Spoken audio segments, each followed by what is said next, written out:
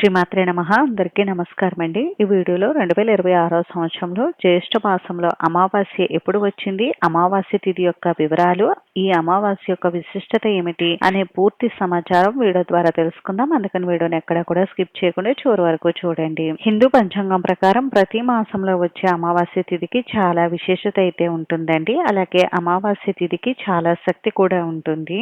చంద్రుడు పూర్తిగా కనిపించని రోజే అమావాస్య.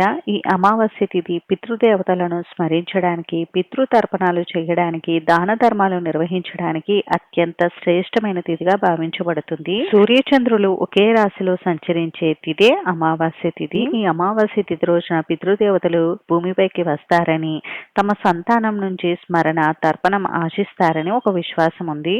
అందువలన ఈ తిథి ఉన్న రోజున ఎవరైతే పితృకార్యాలు నిర్వహిస్తారో వారికి పితృదేవతల అనుగ్రహం కలిగి పితృదోషాలు తొలగి ఆరోగ్యం, సంతానాభివృద్ధి, శ్రేయస్సు కలుగుతాయి.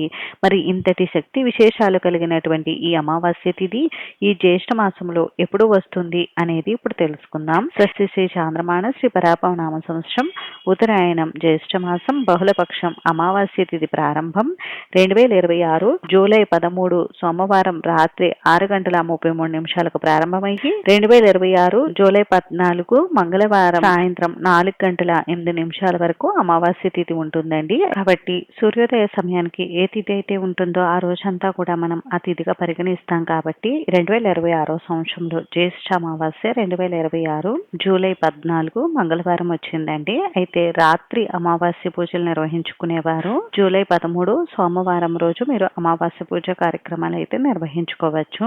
జ్యేష్ఠ మాసంలో ఏర్పడబోయే అమావాస్య కాబట్టి దీనిని జ్యేష్ఠ అమావాస్య అని పిలుస్తారండి. అలానే ఈ అమావాస్య మనకి మంగళవారంతో కూడుకుని ఉంది కాబట్టి దీనిని భౌమావతి అమావాస్య అని కూడా పిలుస్తారు. భౌమ అమావాస్య చాలా విశేషమైనదండి. భౌముడు అంటే కుజుడు, మంగళవారం కుజుడు అధిపతి కాబట్టి కుజగ్రహ ఆరాధన వలన కుజదోషాలన్నీ కూడా తొలగిపోతాయి. అలాగే రోజు సుబ్రహ్మణ్య ఆరాధన చేయడం వలన కూడా మంచి ఫలితాలు కలుగుతాయండి.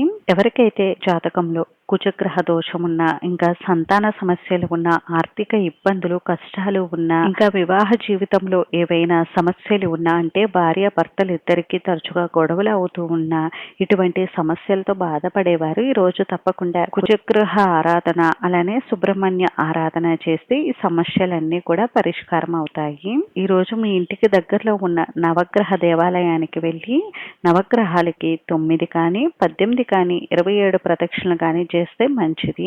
ఆర్థిక సమస్యలు, అప్పుల బాధలతో బాధపడేవారు ఈ రోజు తప్పకుండా రుణ విమోచన అంగారక స్తోత్రాన్ని పఠించండి.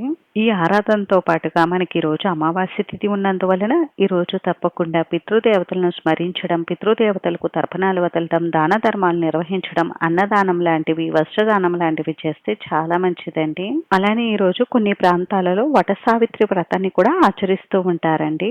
ఈ రోజు సాయంత్రం సమయంలో ఇంట్లో తప్పనిసరిగా దీపారాధన చేయండి. అలాగే రావి చెట్టు దగ్గర నువ్వుల నూనెతో దీపారాధన చేయడం వలన కూడా మంచి ఫలితాలు కలుగుతాయి.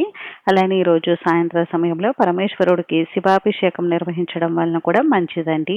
ఈ జ్యేష్ఠ అమావాస్య రోజు నేను చెప్పినటువంటి విధి విధానాలన్నీ కూడా పాటించండి. అంతేనండి. చూసారు కదా, ఈ వీడియో మీకు నచ్చితే ప్లీజ్ లైక్ చేసి, షేర్ చేసి, సబ్స్క్రైబ్ చేసుకోండి.